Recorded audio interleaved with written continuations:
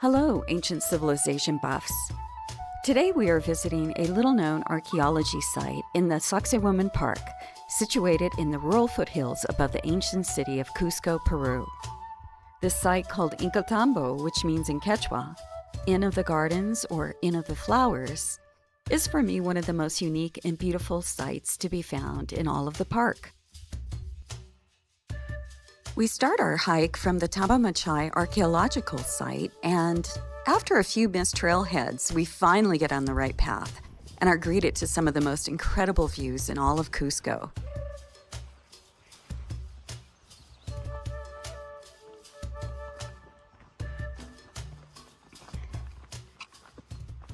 The first thing we see when we come down from the mountains is a beautiful stream with retaining walls off to the sides. And after about 15 minutes of walking, we know we are at the site when we arrive and see andenes, or Andean terraces, for crop growing.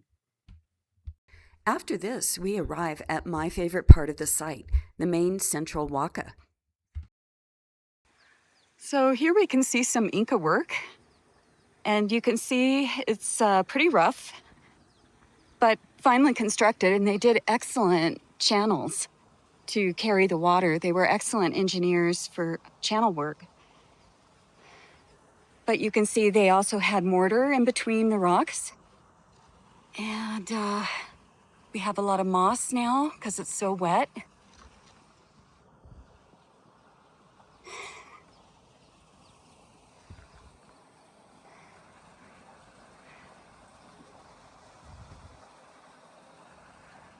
Okay.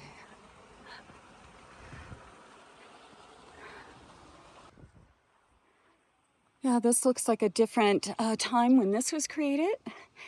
And this is probably more modern work. Maybe done this century by the archaeologist here.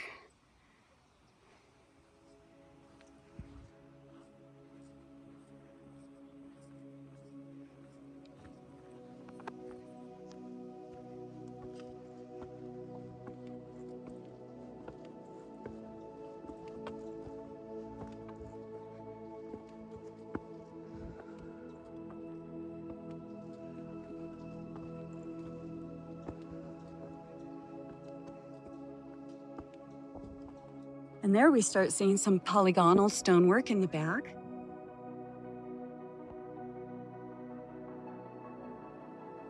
And this is the Hanan Pacha work.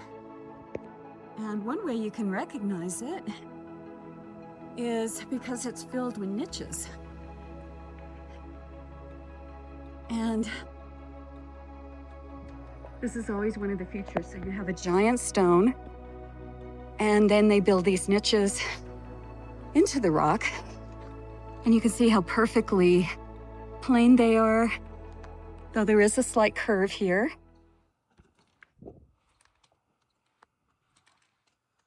And the rock is usually quite porous and absorbs a lot of the water.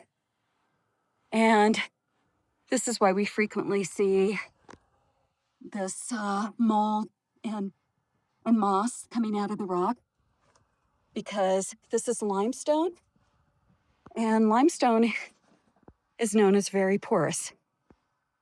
And it's possible that there could be some energetic properties because of the water in the stone hitting the silica in the limestone. And it's possible these niches were used for healing or perhaps to get in altered states.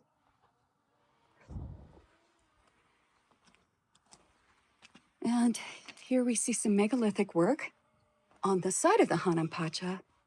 And this is also very customary that the megalithic people and the Inca built directly into the forms of the Hanan Pacha stonework.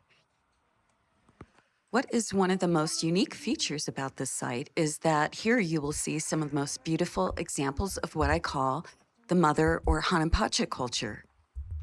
Made out of single large stones called monoliths, we see very organic-looking shapes, but also ledges, seats, and niches which have 90-degree interior angles, seemingly put in the stone without obvious tool marks. This is a form of stonework that was pre-Inca, but the Inca and other cultures like the Killke discovered them and built around them. Let's walk through this site and look at some of the amazing stonework found here. Doesn't this look like something you would see on another planet? But it's here. It's here on Earth.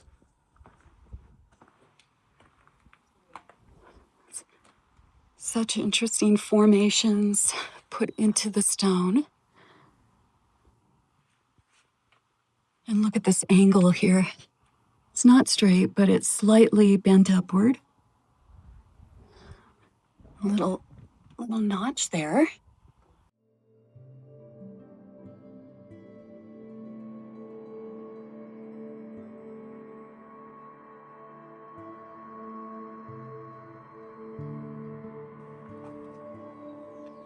And you can sometimes find where the megalithic people, or perhaps the Inca people, would fill in the gaps with their own stonework. This looks Inca work because it's not quite as precise as the megalithic work.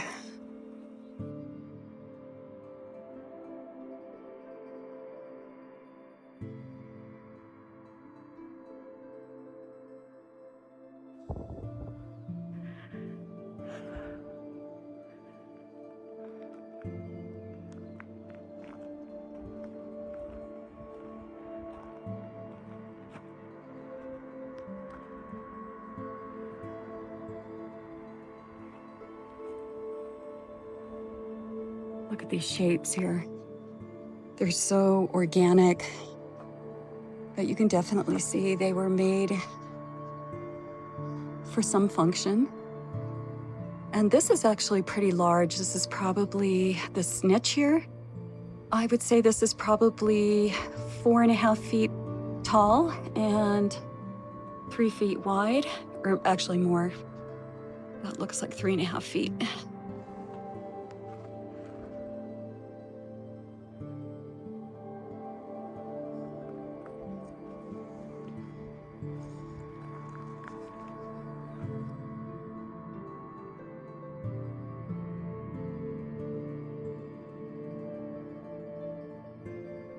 You can actually see that it is smooth inside. There's some vitrification going on here.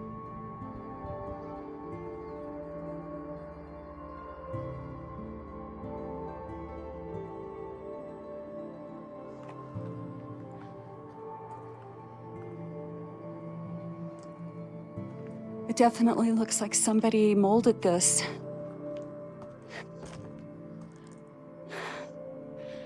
What do you guys think? Who made this? How did they make this?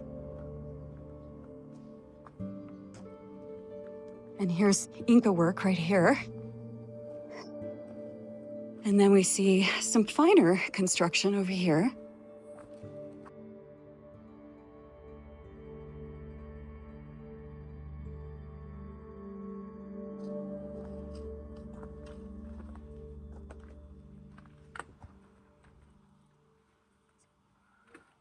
So here we have a niche, and people have put their offerings here, and their offerings here too, in a much smaller niche.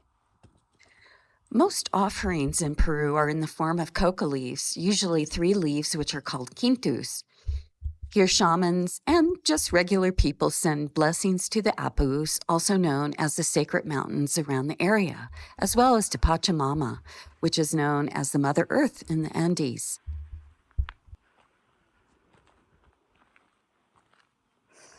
And look at this stone here. Look at the colors. So we have the grays, kind of a light, sandy color, and a red over here. I have heard that this is an altar stone. Others have said that the stone was for tracking the movements of the sun and the stars. Because of the unique colors of this stone, it seems like it could be a geopolymer, or in layman's term, an artificial stone. Also, looking at the unique forms of the Waka itself, it seems as if the whole stone might have been formed at one time when soft. There is no obvious tool marks which would leave telltale signs of chipping or compression marks on the stone. Just how did they create this?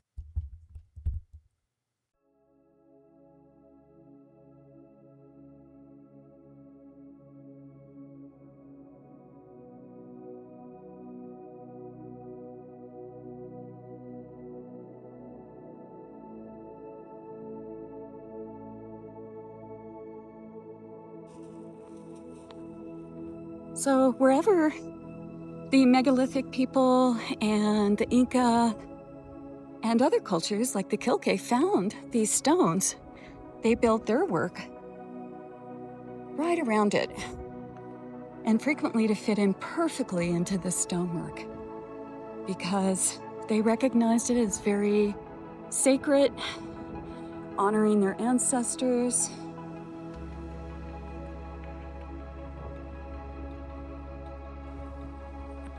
And here you can see, right between the stones, very fine megalithic work in the back.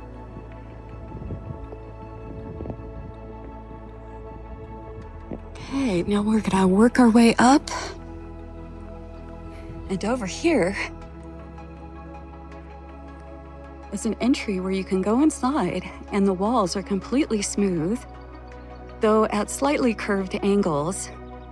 And inside are two chambers, which are directly opposite one another.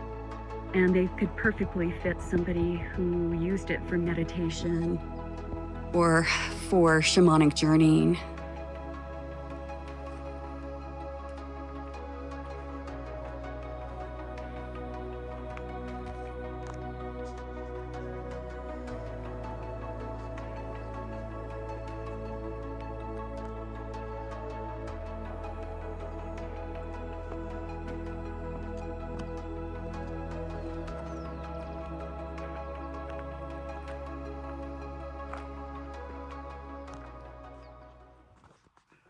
Have to be careful here because it's kind of a big drop.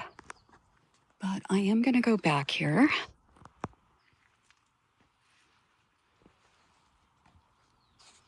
And you can see it's a rather large niche here.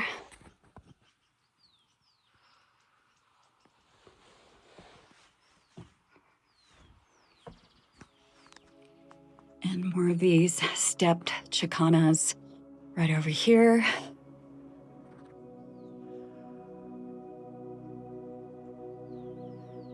This niche is large enough, you could probably fit a giant in here.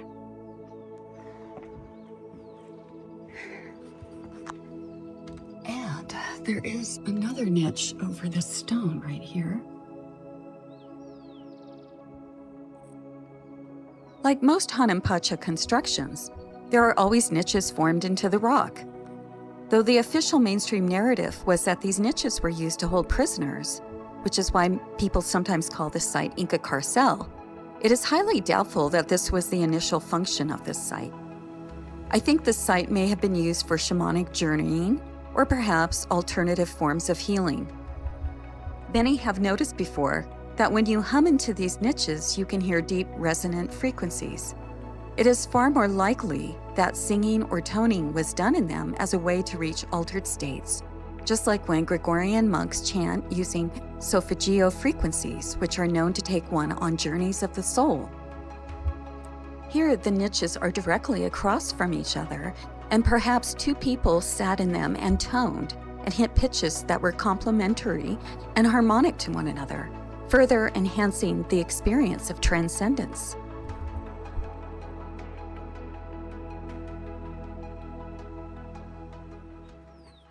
And as we go up here, we see a megalithic style building.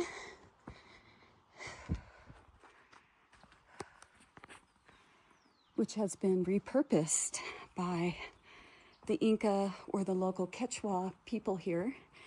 And these were probably at one time, these were kui houses. And you can see the kui would go in here and stay warm during the cold nights. So guys, this is really fun. We can see an Inca channel coming into this channel. here, made out of Hanan Pacha rock. And then it goes down here and all the way down into the site below.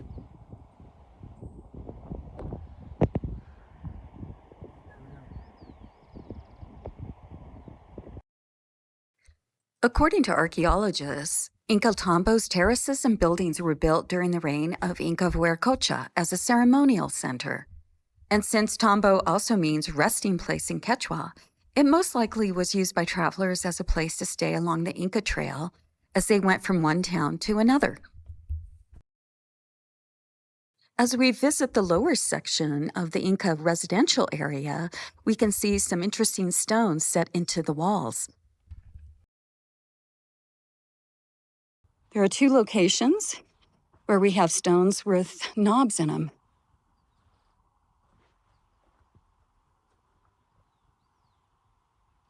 And this was probably a stone that came from a megalithic site, and the Inca reused it to build the walls here.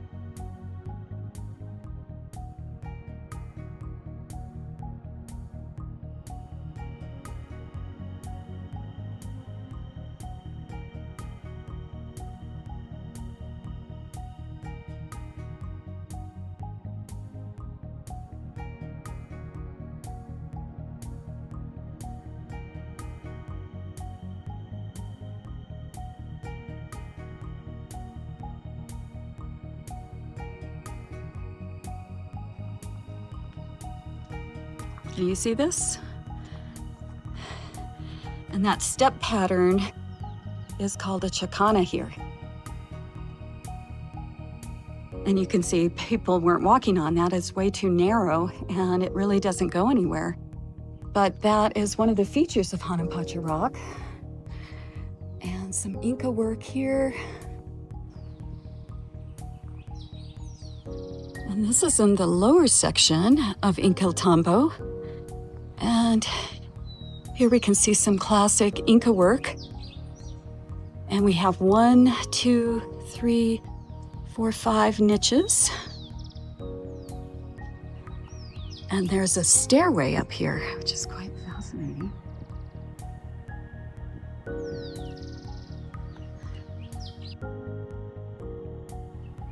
A small little grotto here. A lot of people have left coca leaves in here. Do you want to try going in there, Dave? With my ballerina. Right. Dave is 5'10". There's no way he's getting in there.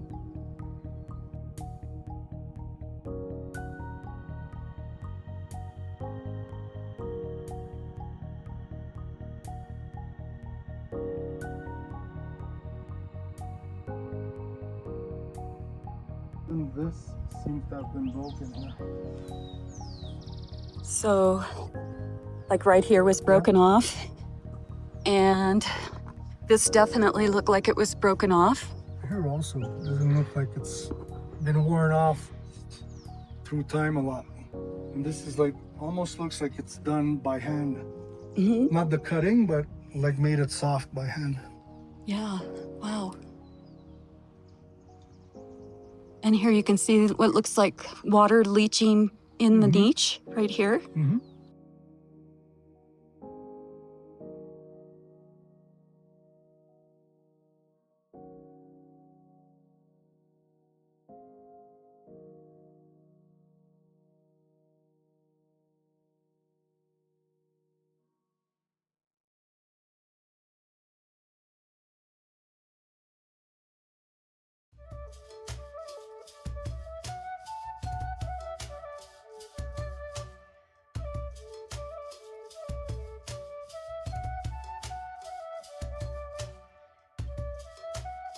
The hike going back to Cusco is almost as interesting as the Inkilltambo site itself. Here we pass by colonial ovens used to make brick, and off in the distance we can see various Inca ruins. On the side of a mountain, we can see many small caves and speculate as to what they were used for. Most likely they are tombs, but we wonder how they got bodies up there as the mountain is so steep. Maybe they are homes for duendes, or goblins in Spanish, which I heard many locals talk about. I guess we may never know for sure, as I'm not climbing up there to find out. For now, this will just have to remain a mystery. But I see from my angle, Yeah? and there's the one from your angle just a little bit higher. Okay, we'll see if we can see some bones in there. What is that? There's something white. But it could just be guano from bats. I hope you enjoyed this journey to magical Inkilltambo in the foothills of Cusco, Peru. Wishing you all blessings and happy travels. Also, please check out my book, Sorcerers of Stone, Architects of the Three Ages, which can be found at all major bookstores.